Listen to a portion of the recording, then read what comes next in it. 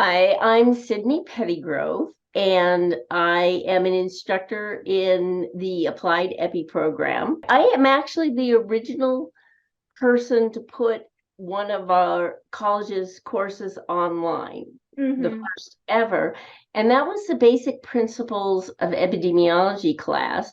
And I also then developed that specifically for this program and I led the course, I taught it, and I served as course director all the way from the inception of this program in 2015 all the way through 2018.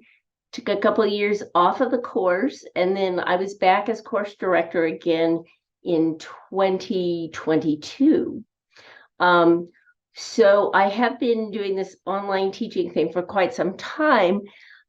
That's one of my courses I teach. And I also teach for the online MPH program. I teach maternal and child health epidemiology. That's 555 for the course number.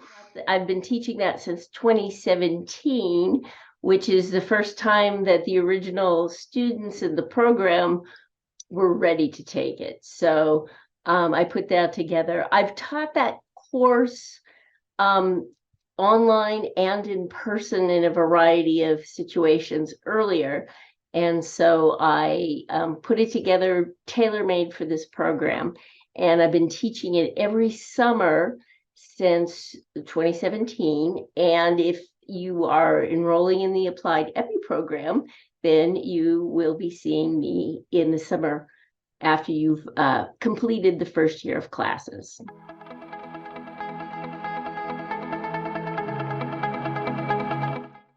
What I enjoy most about teaching is, whether it's online or in person, is always interacting with the students.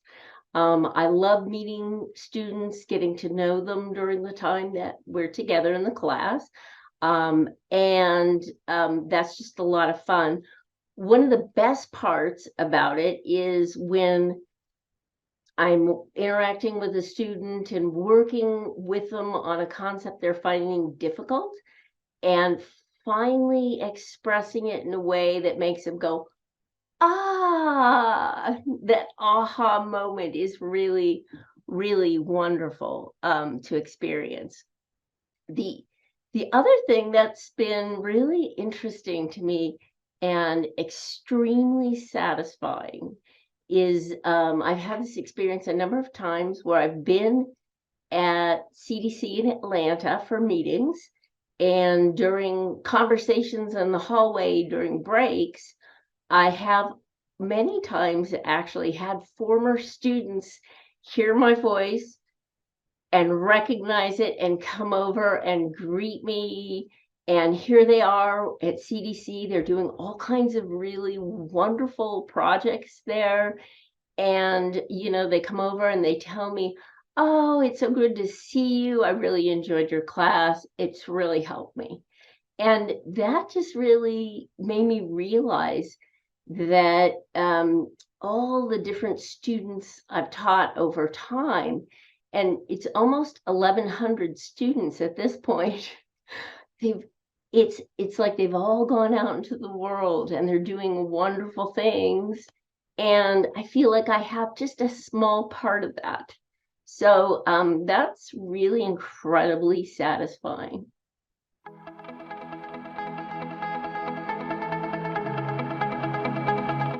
A very, very long time ago, I was traveling in India and I was seeing people with bags slung over their shoulder, like a cloth bag, and they would reach with their bare hand into this bag and pull out some powder that they would distribute on the fields. And I was just really wondering, what is that stuff that they're putting their hands in? And how does that exposure affect their health? And particularly, how might that exposure affect their reproductive health? Partly, I'm interested in reproductive health because I'm really interested in children and child development. but partly also, if we want to monitor health effects of environmental exposures in that way, a reproductive effect is going to be detectable much more quickly than if we wait for, say, cancer outcomes, because those generally take a really long time to develop. But reproductive outcomes actually come much more quickly. And so if we are going to end up finding that a particular substance is an issue, we have a chance to do that a lot more quickly if we focus on reproductive outcomes.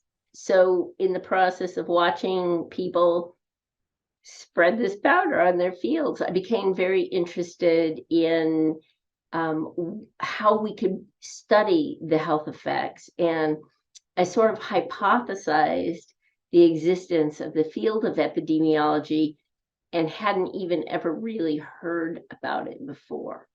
So I figured there had to be some way that people could study this, and that was what I was interested in doing.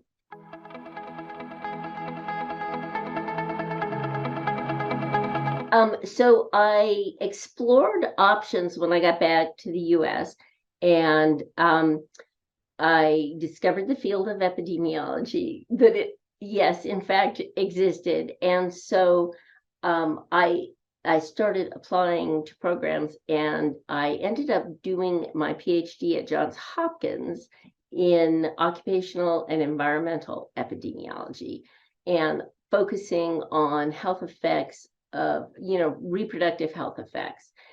And so then as I was finishing my PhD, I had a baby and moved to Tucson for other reasons. And I was home with my infant for a while. And then I got a call from some people that were working on a program to do public health surveillance of autism spectrum disorders. And so actually, I've spent most of my career looking at autism as the specific outcome.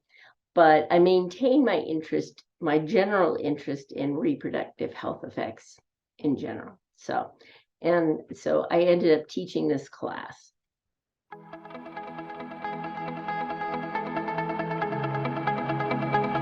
One thing I would say is that I think that 7.5-week courses are pretty intense, and I think that students really need to know that. And I know when I get to the end of a 7.5-week term with them, I'm like, whew, tired. And then they turn around and start their next class, usually the next week. And I have so much respect for students who are able to really focus like that. And it's a big commitment, and it isn't easy.